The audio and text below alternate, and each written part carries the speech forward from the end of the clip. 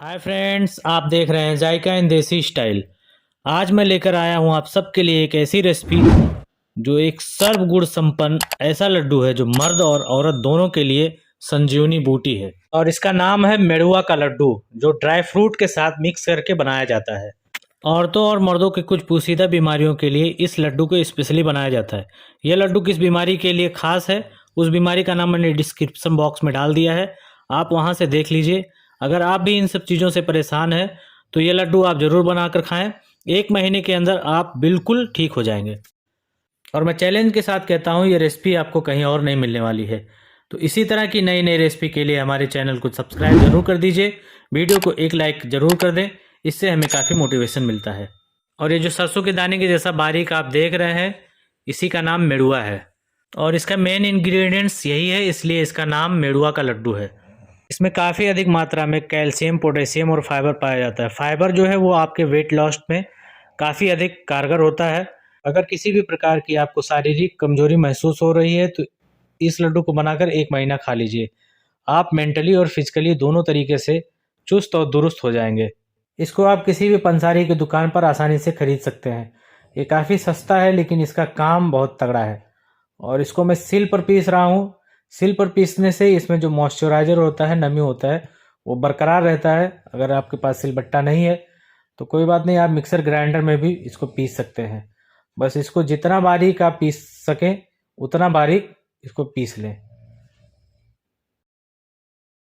और अगर आप सिलबट्टे पर ही पीस रहे हैं तो इसको आपको 2 से 3 बार पीसना पड़ेगा, क्योंकि एक बार में ये बारीक नहीं होगा। ये है धागे वाली मिश्री। इसको मैंने 150 ग्राम लिया है। इसके अंदर देखिए आपको धागा दिख रहा होगा, इसलिए इसको धागे वाली मिश्री के नाम से जानते हैं। इसके तो बेहिसाब फ़ायदे हैं, जैसे बवासीर में भी फ़ायदेमंद है, मोटापा अगर आपको है तो उसमें भी फ़ायदेमंद है, पाचन शक्ति भी बढ़ाती है। ये इसका सबसे बड़ा फ़ायदा है कि ये मानसिक तनाव कम करता है। 2 बड़े चम्मच मैंने घी ऐड किए हैं और उसमें इस गोंद को, 30 ग्राम गोंद है, गोंद को अच्छी तरीके से भून लूँगा। गोंद को इतने टाइम तक भूनेंगे कि जब तक ये फूट के लावा ना बन जाए। थोड़े ही टाइम में भूनने के बाद ये देखिए इस तरह से ये लावा बन जाएगा। अब इसको निकाल कर एक प्लेट में रख लेंगे।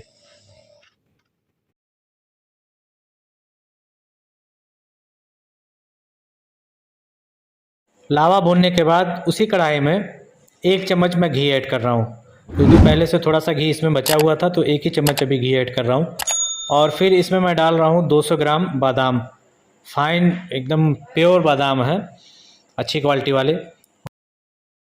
किशमिश किशमिश में 50 ग्राम ही ऐड कर रहा हूँ, और 50 ग्राम ही ऐड करूँगा ताल मखाना, लावा कह लीजिए।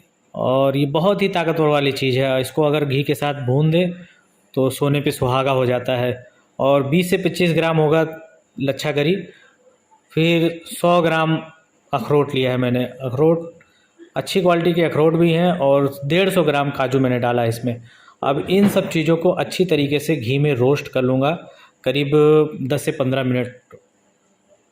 और अभी तक मैंने इसमें जितनी भी चीज़ें ऐड की हैं, सारी चीज़ें पौष्टिक से भरपूर हैं। जैसे बादाम ले लीजिए, बादाम ब्रेन सेल्स को रिपेयर करता है और आईक्यू लेवल बढ़ाता है, इसलिए आपको बादाम डेली खाना ही चाहिए।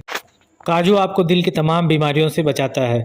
काजू खाने से कोलेस्ट्रॉल लेवल जो है शरीर का वो मेंटेन रहता है। और ये है मगज, इसके भी बेहिसाब फ़ायदे हैं। सबसे बड़ा इसका फ़ायदा जो है वो आपके बदन में क़ुव्वत बाह को बढ़ाता है। क़ुव्वत बाह में इसका बहुत ही अहम रोल है इजाफा करने के लिए। और इसको थोड़ा सा मैंने रुक के डाला है, ताकि बहुत ज़्यादा इसको भूनना नहीं है, इसलिए मैंने थोड़ा सा पहले इन सब ड्राई फ्रूट्स को भून लिया था, फिर थोड़ा टाइम बाद मगज को डाला हूँ। थोड़ा टाइम के लिए और फ्राई कर लेता हूँ, और जब अच्छी तरीके से फ्राई हो जाएगा तो इसको एक बड़े प्लेट में निकाल के रख लूँगा।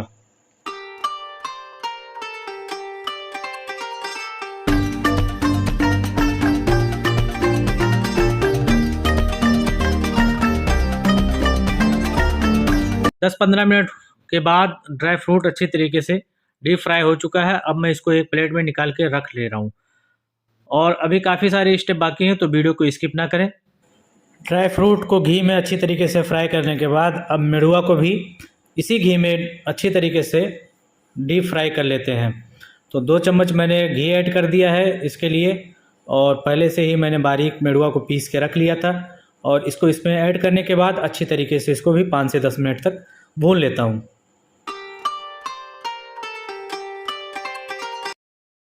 अब इसमें आधा चम्मच इलायची पाउडर मिला देंगे। मेरे पास इलायची पाउडर नहीं था तो 7-8 दाना इलायची का मैंने निकाल लिया है और उसको खलबट्टे में अच्छी तरीके से कूट के फिर इसमें मिला दे रहा हूँ। अगर आपके पास इलायची पाउडर है तो आधा चम्मच इलायची पाउडर ऐड करें, नहीं तो ये तरीका आप अपना सकते हैं। और फिर इसको रोस्ट कर लेंगे।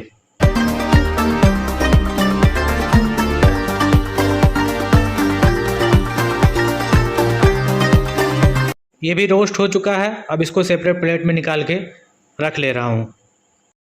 फिर से मैंने एक बड़े चम्मच से घी लिया है और 10 से 12 पीस छुहाड़ा लिया, उसको बारीक कट कर लिया हूँ पहले, और फिर इस घी में इसको अच्छी तरीके से रोस्ट कर लूँगा। इसको अलग से रोस्ट करने पर जब ये अच्छी तरीके से रोस्ट हो जाता है, टाइट हो जाता है, तो इसको बारीक पीसने में आसानी होती है। इसको ड्राई फ्रूट्स के साथ कतई रोस्ट मत करें, इसको जब भी रोस्ट करें तो अलग से रोस्ट करें। और रोस्ट हो चुका है। अब मैंने इसको ड्राई फ्रूट में निकाल के रख लिया है। अब इन सारी चीज़ों को मिक्सर ग्राइंडर में डालकर अच्छी तरीके से बारीक पीस लेंगे इस तरह से।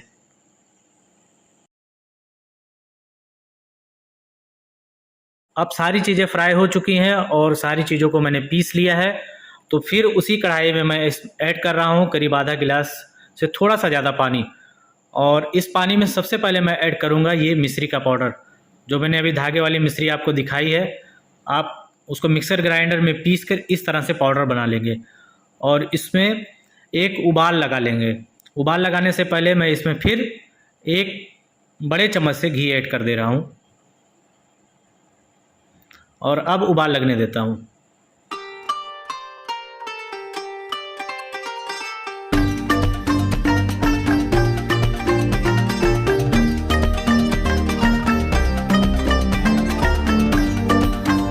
पानी में उबाल आ चुका है। मिश्री पाउडर थी तो उसको गलने में कोई समय नहीं लगता है।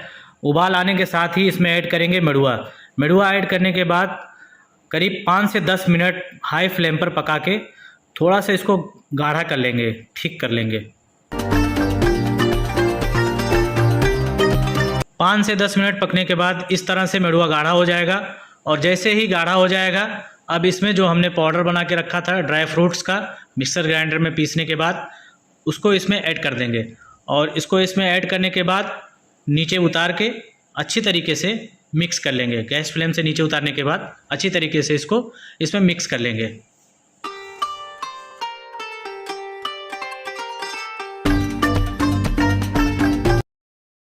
अच्छी तरीके से मिक्स करने के बाद 2-4 मिनट के लिए इसको थोड़ा सा ठंडा होने देंगे। एकदम से पूरा ठंडा नहीं होने देना, नहीं तो ये जमने लगता है। और फिर थोड़ा सा घी हाथ पे अप्लाई करेंगे और इस तरह से जैसे मैं बना रहा हूँ इस तरह से आपको भी छोटा छोटा लड्डू बना लेना है। कुछ टाइम बाद ये टाइट हो जाएगा, लेकिन बहुत ज़्यादा टाइट नहीं होगा क्योंकि इसमें मैंने काफ़ी ज़्यादा मात्रा में घी ऐड किया हुआ है।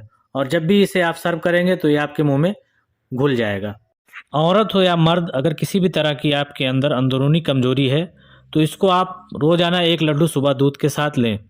अगर आपको ज़्यादा कमजोरी है तो 1 लड्डू शाम को भी खाएं। 1 महीना खाने के बाद आपके अंदर गजब की फुर्ती और चुस्ती आ जाएगी। और इस लड्डू को आप जब भी बनाएं, जैसे जिस तरीके से मैंने स्टेप बाय स्टेप में आपको बताया है, उसी तरीके से आप स्टेप बाय स्टेप में बनाएं। और कोशिश ये करें कि जो मैंने घी देखिए इसमें ऐड किया है वो मैंने अपने घर का घी डाला है, प्योर खालिश घी है। आपने देखा ही है काफ़ी ज़्यादा मैंने घी ऐड किया है, तो आप भी घी डालने में कंजूसी बिल्कुल ना करें। इस लड्डू को आप महीनों तक स्टोर कर सकते हैं और जब आप अपनी ज़रूरत के हिसाब से इसको सर्व कर सकते हैं। और मैं चाहूँगा इसको आप अपने रिलेटिव में, दोस्तों में ज़रूर शेयर करें ताकि वो भी इसका लाभ ले सकें। वीडियो में आज के लिए इतना ही। मिलते हैं किसी नए रेसिपी के साथ अगले वीडियो में।